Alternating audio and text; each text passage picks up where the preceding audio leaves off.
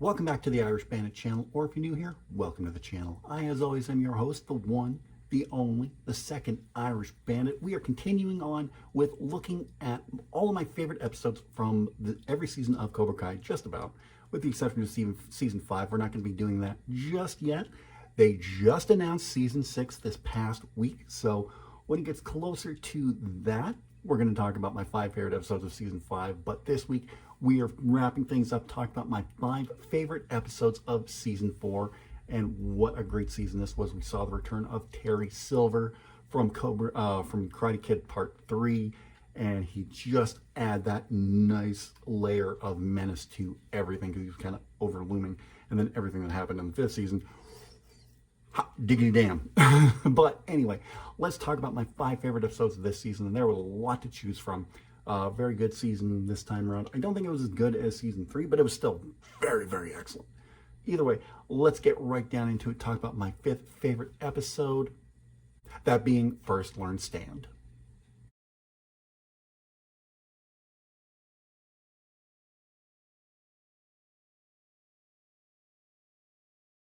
In this episode, we're introduced to the character of Kenny Payne, a new student in the same school that Anthony LaRusso goes to. He is immediately bullied right off the bat by Anthony and a bunch of his friends. So along the way, we find out that Kenny is actually the brother of Sean, who put a pretty mean hurting on Robbie in the previous season of Cobra Kai. By this point, Robbie is already well entrenched within the Cobra Kai ranks, unfortunately. And he kind of takes Kenny under his wing and brings him into Cobra Kai, even against the wishes of Kreese. While this is going on, Johnny and Daniel are teaching each other the different methods of Cobra Kai,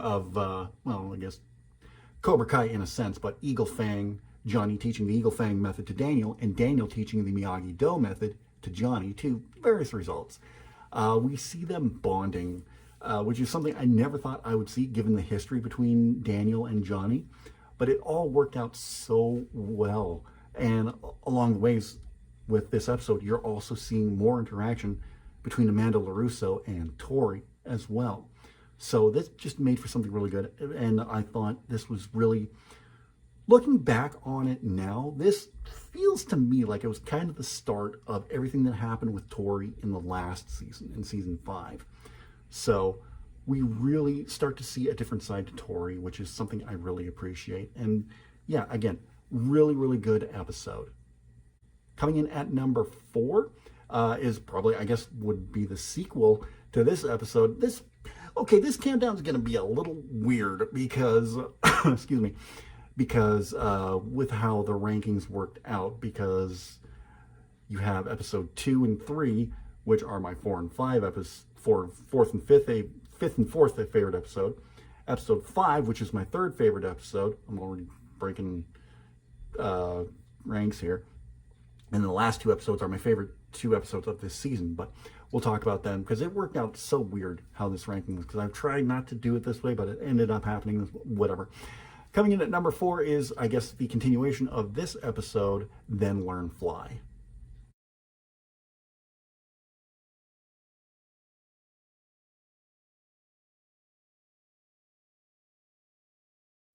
Then Learn Fly was a great episode because you had a complete shift in dynamics here. You had Daniel taking the Eagle Fang students and teaching them more of the defensive method of Miyagi-Do, where you have Johnny taking the Miyagi-Do students and teaching them the defensive method of Eagle Fang. So you have this great exchange with Daniel and Miguel. They're just trying to... what Daniel does was fantastic. He has them all trying to catch fish with their bare hands. What Johnny did was absolutely freaking dangerous, having the Miyagi-Do students jump off the roof of a building onto another building, Lethal Weapon style. But I think Sam overcoming her fears and just showing Johnny, yeah, let's do this, and jumping from building to building, just showed what a progression in characteristics she had.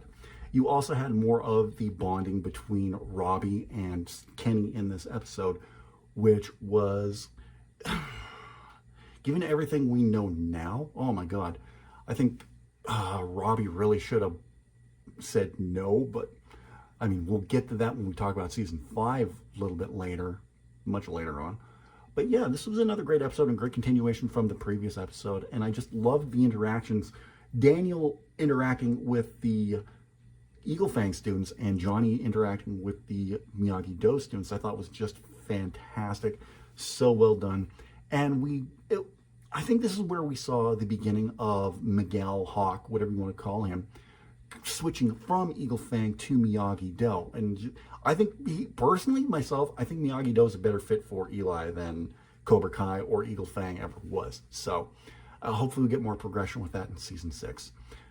Coming in at number 3 was the 5th episode of this season, and wow, something we've been building up to for 3 seasons previously, we got to see when Daniel and Johnny squared off in a, I want to say regulation fight, but it really wasn't that. But then you have everything else surrounding that in one of the most devastating moments of the whole season.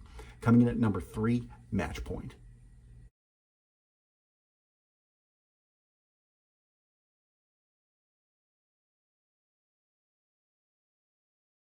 So we've never seen Daniel and Johnny really throw down before in this series. Like in season 1, they kind of square up in the backyard of Daniel's residence. They have that fight in that season 2 finale when Daniel finds Sam drunk or hungover at Johnny's place because Robbie got her out of that party. So they had a little kicking match there, but we've never really seen them go at it tournament style. If you don't count the Karate Kid originally.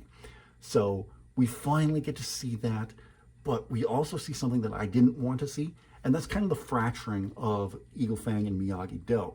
Like, sure, they come together at the end. We'll talk about that in a couple entries, but Daniel and Johnny have so much pride, and they just don't appreciate the other one talking crap about their style of karate. I can get that. I understand that, but sometimes, I think you need that balance. I know this is what that show is all about and what Daniel is always trying to expose, or whatever that word is, you've got to have that balance between defense and offense. And, Johnny has that completely, be on the offense entirely. You need that defense, though. And I think that's what Daniel was trying to preach. Along the way, you have Cobra Kai just being the shit disturbers that they are, and they're like, oh, you have Kreese and Silver saying no fighting before the tournament because we're all leading up to the next All Valley Championship, so no fighting before the tournament. Oh, but that doesn't mean we can't get a little bit of revenge, helmed by Robbie. What they do to Hawk was just, they don't do anything horrible to him, like disfiguring. They just shave his mohawk off with a straight razor.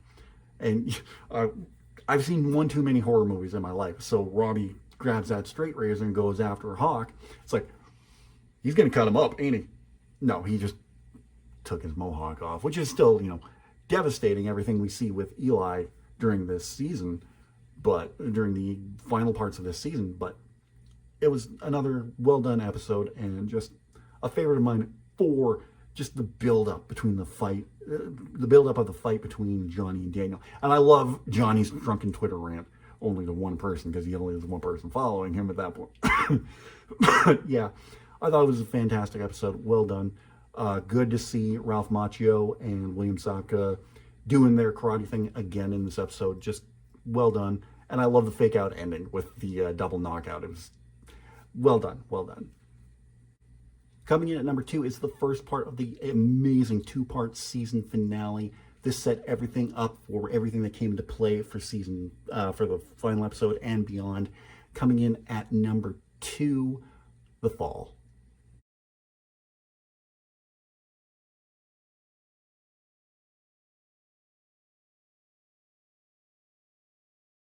It's the start of the All Valley Under 18 Karate Championship, and this time there's a new format in play because there's going to be one overall grand champion between Eagle Fang, Miyagi-Do, and Cobra Kai. So you have the best of the best from each dojo going at it, and just a great setup in this episode to the finale, which number 1 again, but we'll talk about that in a couple minutes. So yeah, this was just a fantastic episode. We see everything going into play with all this, and the ending especially given everything that happened to Miguel in previous seasons, seeing this really shot my anxiety into overdrive. Well, I'm not an anxious person, but still, seeing this, and when Miguel goes down, yelling, "Sensei!" It's like, no, no, no, Miguel, no, you can't be injured. So, I mean, again, we'll talk about what the resolution to that in the next entry, because, again, like the previous 3 episodes, the season finale is my favorite episode of this season, but we'll talk about that in a second.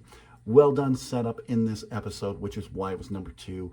Just, again, more great choreography, especially with the showcase, like the showing off the different styles. I can't remember what it's called offhand, but it was so well done, and just everybody giving it their all for these 2 episodes. I absolutely loved it. So let's not waste any more time. Let's talk about my favorite episode of season 4. Again, is the season finale, much like season 1, season 2, and season 3. Well, I won't get into it now, but you'll be surprised to know in season 5, my favorite episode isn't the final episode, but we'll talk about that when it's closer to season 6. Anyway, my favorite episode of season 4 of Cobra Kai, The Rise.